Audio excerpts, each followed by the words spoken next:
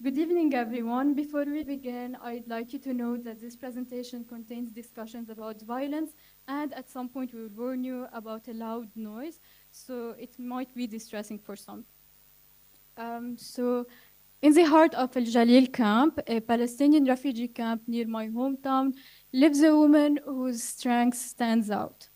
Married at the age of 13, she found herself bound to a life of violence at the hands of her own husband. Having 4 children, she took the brave decision to divorce and break the cycle of abuse.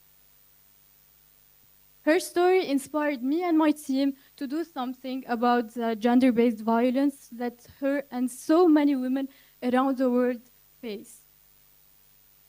So first of all, what is GBV or gender-based violence? Gender-based violence refers to acts of violence that are directed towards individuals based on their gender. It's deeply rooted in inequalities and the abuse of power. Like physical violence refers to harms to the body. Sexual violence includes a forced sexual act. Psychological violence is emotional threats or abuse. And economic violence refers to controlling access to financial resources, work, or education. Each of these types, it's so bad, it has long and short-term effects on a person's autonomy and safety. So let's look at GBV in a global context.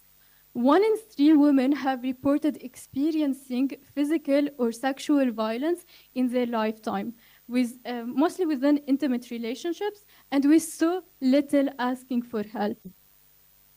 Other forms of GBV are economic abuse and practices like female genital cutting, which also contribute a lot to this epidemic against women.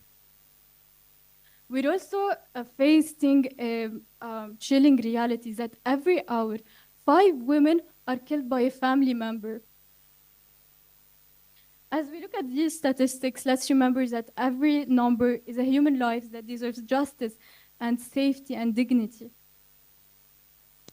Zooming into the local context, we see that in Lebanon, physical assault and psychological or emotional abuse are the most reported incidents, accounting to 60% of overall reported incidents. We also can see that just last year, 21 wives were killed by their husband. So how has Lebanon historically combated GBV and advanced women's rights? First of all, it wasn't until 1953 that women were granted the right to vote. This marked a pivotal milestone in gender equality. It was followed by legal reforms that are so impactful, like the legalization of contraceptive pills, and it was also followed by local NGOs combating and basically promoting laws for domestic violence.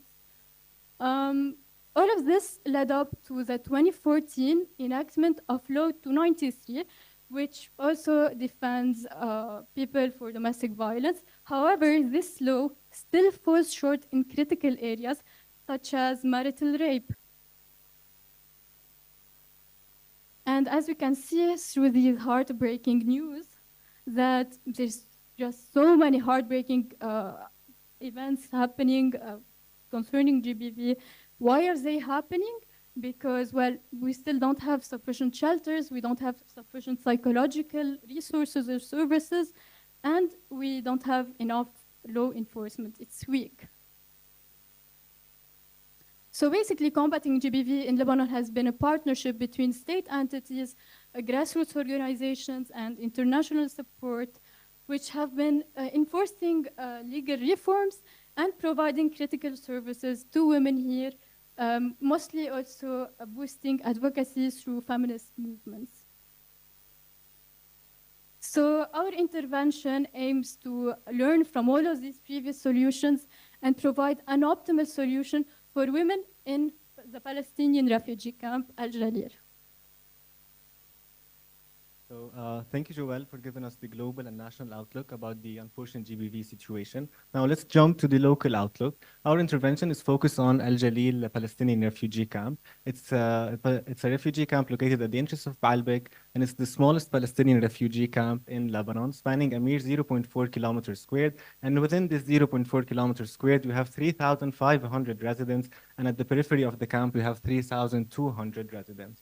As we said, it was established in 1949 as a French army barrack. So a lot of the residents were actually living in horse stables and military bases. The situation improved with the years due to key service providers such as the UNRWA, the Democratic Popular Committee, لجنة ديمقراطية شعبية, ANERA, and Majed. So why did we choose this camp as our site of intervention? Due to the multiple challenges that it faced. Because on top of the social and legal restrictions of the camp, where they have work restrictions, and it is seen in the high unemployment rates, as well as in the restrictions posed by the Lebanese government on the expansion of the buildings within the camp. Also, Palestinians there face major issues such as an infrastructure, lack of water, lack of fuel, as well as the lack of funding received by UNRWA as a result of the genocide unfolding since October 7th.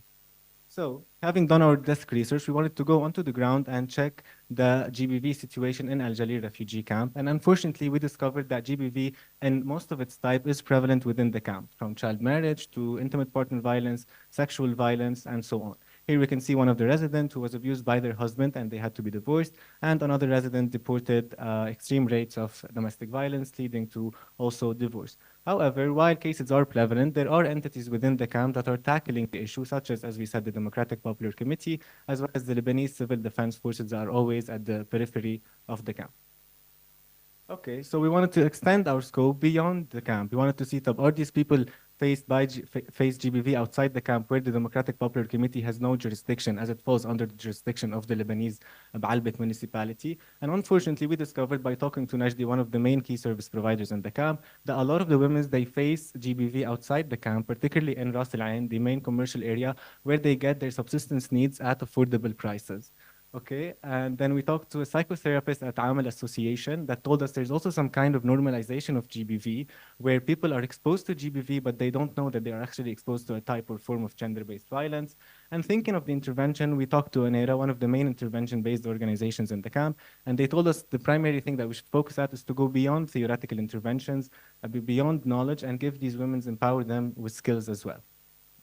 Okay, so as you can see here, this is Al Jalil camp, and that is Ras Al Ain, where they get their main subsistence needs. However, due to prevalent sexual violence and other forms of GBV in Ras Al Ain, we came to the main problematic of the intervention, that there is gender disconnect from external commercial resources. Okay, so having established our problematic, now we wanted to look at the intervention. So we went back to the national scope, and we wanted to see similar problems where similar interventions were successful. And lucky for us, we came across Becky's Button. Becky's Button is a UK-based organization named after Rebecca Dykes, who was unfortunately murdered and raped in 2017 by a Uber driver here in Lebanon. Becky is not alone. Becky is one part of 114 British women killed by a man in 2017. So Jane, Becky's mom, established Becky's Button, where they mainly distribute these buttons to the to women who are survivors of sexual assault, who are prevalent, who are at risk of sexual assault. And what these buttons do, they give the wearer a few seconds, few precious seconds, where they can escape from the abuser, reach local authorities due to the loud noises that they emit. So just a trigger warning: this is going to be a bit loud. If anyone doesn't know it. So you've got this button. This is you might think this is the button, but this is to confuse the abuser. And so you actually press here, and you press for 2 seconds, and it stops.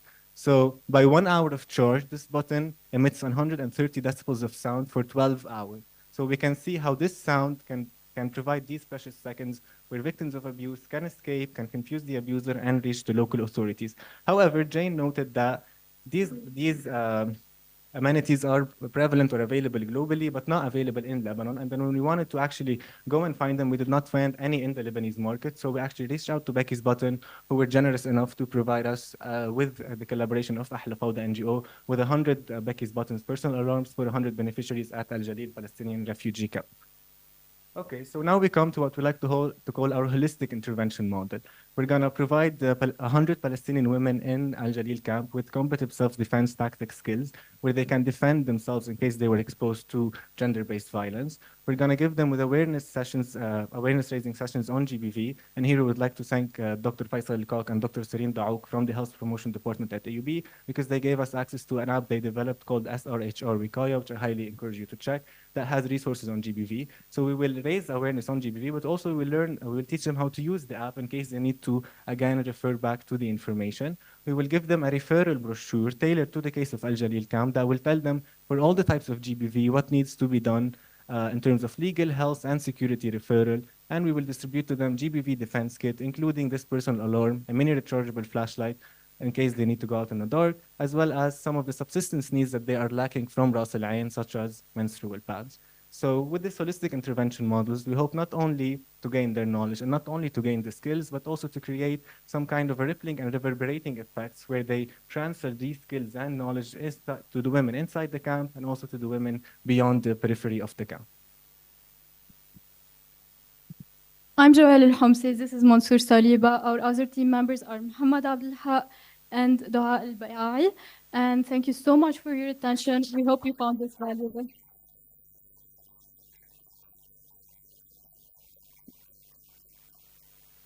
And now we have our last team, down the honor road, shifting behavior norms on honor killing with Hilan Ahmad and Marwa Soor.